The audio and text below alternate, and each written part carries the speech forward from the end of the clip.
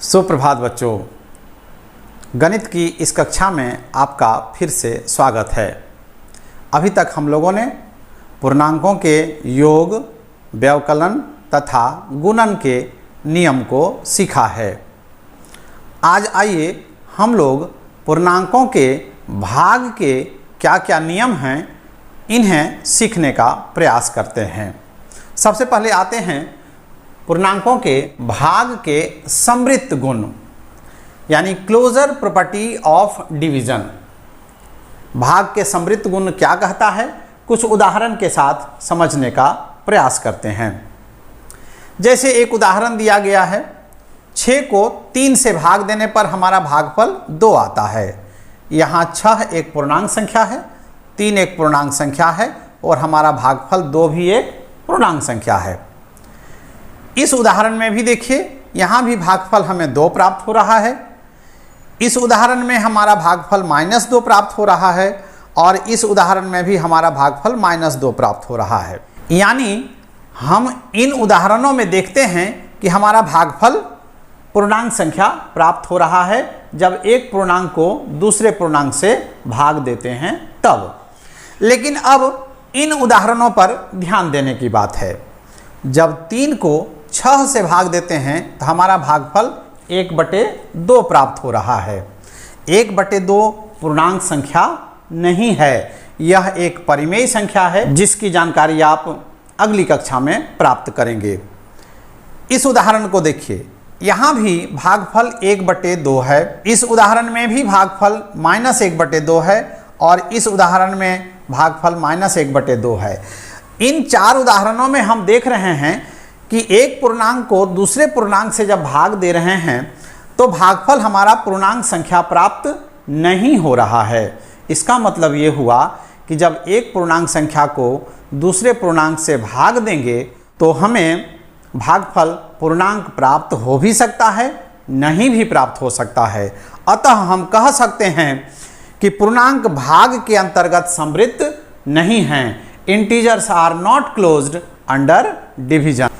अब आइए देखते हैं दूसरा नियम, भाग की क्रम विनिमेयता। यह क्या कहता है? क्रम विनिमेयता, यानी संख्याओं का क्रम बदलकर भाग देते हैं और आइए देखते हैं हमें किस प्रकार से परिणाम प्राप्त होते हैं। समृद्ध गुण में आपने देखा कि जब एक पूर्णांक संख्या को दूसरे पूर्णांक संख्या से भाग देते हैं तो हमेशा पूर्णांक संख्या प्राप्त नहीं होती है। क्रम विनिमय नियम में देखते हैं क्या होता है। इस उदाहरण पर ध्यान देते हैं, 6 को 3 से भाग देते हैं तो भागफल हमें 2 प्राप्त हुआ। लेकिन जब इसका क्रम बदल दिए, 3 को 6 से भाग दिए तो हमें भागफल 1/2 प्राप्त हो रहा है। यानी 6/3 इज नॉट इक्वल टू 3/6। आइए एक और उदाहरण देखते हैं। -8 को 2 से भाग देते हैं तो भागफल -4 प्राप्त होता है। 2 को -8 से भाग देते हैं तो भागफल -1/4 प्राप्त होता है। यहाँ भी कह सकते हैं -8 divided by 2 is not equal to 2 divided by -8। यानी जब संख्याओं को क्रम बदल देते हैं तब हमें भागफल समान प्राप्त नहीं होता है। यदि x एक पूर्णांक संख्या है, y एक पूर्णांक संख्या है तो x divided by y is not equal to y divided by x।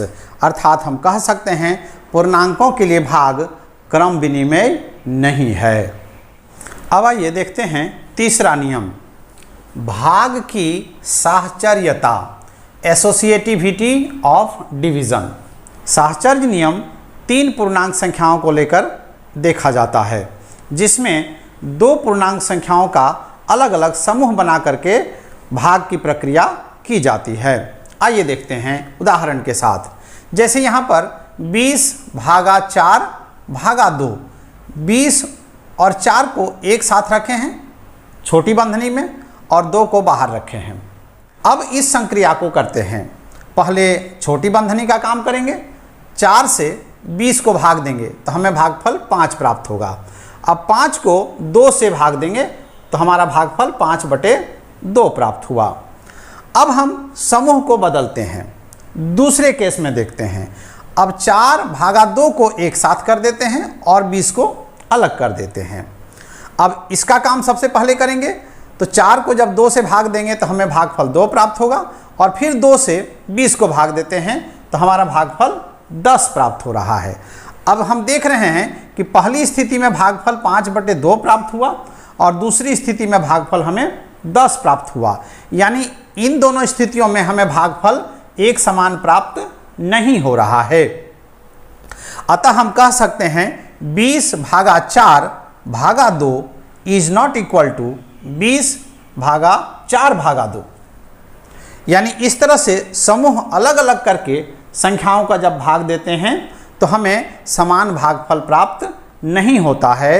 अतः हम कह सकते हैं कि यदि x एक पूर्णांक संख्या है, y एक पूर्णांक संख्या है, z एक पूर्णांक संख्या है, तो x divided by y divided by z is not equal to x divided by y divided by z। अर्थात हम कह सकते हैं पूर्णांकों के लिए भाग साहचर्य नहीं हैं। अब आइए देखते हैं पूर्णांक संख्या का शून्य से भाग। जैसे मैंने एक उदाहरण दिया है, 4 को शून्य से भाग देने की कोशिश की है, तो शून्य से जब हम 4 को भाग देंगे तो कितने दूर तक हम गुना करेंगे? 0 एकम 0, 0 दूनी 0, 0 तिया 0, 0 चौक 0, 0 पचे 0, कितना ही दूर तक आप पहाड़ा पढ़ते जाएं वह 0 ही होगा। यानी हम 0 से 4 को भाग दे नहीं सकते, वह अपरिभाषित होगा।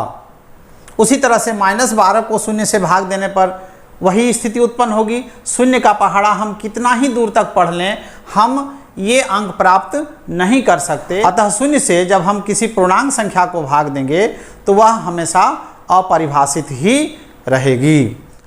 अब आइए देखते हैं पूर्णांक संख्या का 1 से भाग। 4 को 1 से भाग दिए, हमें भागफल 4 प्राप्त हुआ। -5 को 1 से भाग दिए, हमें भागफल -5 प्राप्त हुआ। इस तरह से यदि x एक पूर्णांक संख्या है, उसको हमें 1 से भाग देना है तो हमें भागफल x ही प्राप्त होगा। कहने का मतलब ये हुआ कि जब किसी पूर्णांक संख्या को 1 से भाग देते हैं तो हमें वही संख्या प्राप्त होती है। तो इस प्रकार हम लोगों ने आज पूर्णांकों के भाग के नियम सीखे। उम्मीद है आपको पूर्णांकों के विभाजन के गुण अच्छी तरह से समझ में आ गए होंगे। बहुत बहुत धन्यवाद।